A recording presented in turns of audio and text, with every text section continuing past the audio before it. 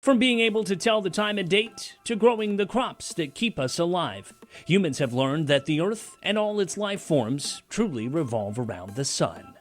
In the weather world, we know it as the power source for rain, clouds, and storms. But today, the sun can be the power source for your home.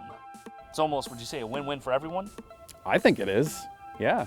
At Dave Lenny's rural Peoria home, you'll find this, 35 solar panels. Lenny says solar pays for itself. Soon, his electricity will be nearly free. Overall, it's supposed to be zero for us. We're basically sort of not using anything. To answer some of our questions, we turn to Porter Electric project manager Shane Helly. He says each home is different. We figure out exactly how many panels they need to cover their usage for the year. So say it's nighttime. How do you benefit when the sun's energy gets cut off, but the lights get turned on?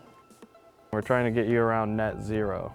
Net zero is a balance between your energy produced and energy used over time. For example, on a sunny day, a home would probably overproduce electricity. So a two-way meter, called a net meter, on the side of your home sends the excess power back to the power company.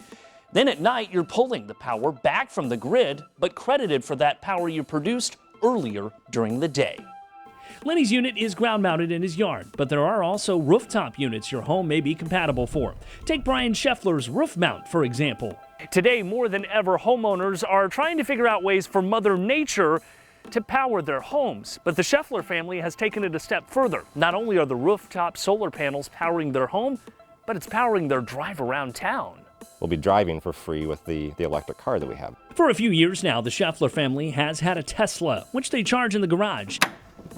In a sense, their solar panels are not only powering their home, but also their drive around town. The solar panels being able to pay for the fuel, if you want to call it that. Let's use the Schefflers as an example. In total, their system cost around $30,000, but the benefits make it a quick investment return. Last year, the federal tax incentives for installation were 30%. That's around 10 grand back. Then they were able to get around 15,000 back from the state, leaving only around a $5,000 cost.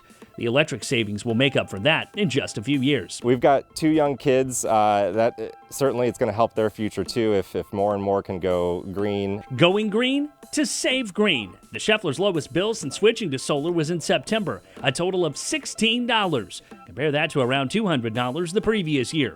Most of that $16 is just Ameren's customer fee. So how do you save so much?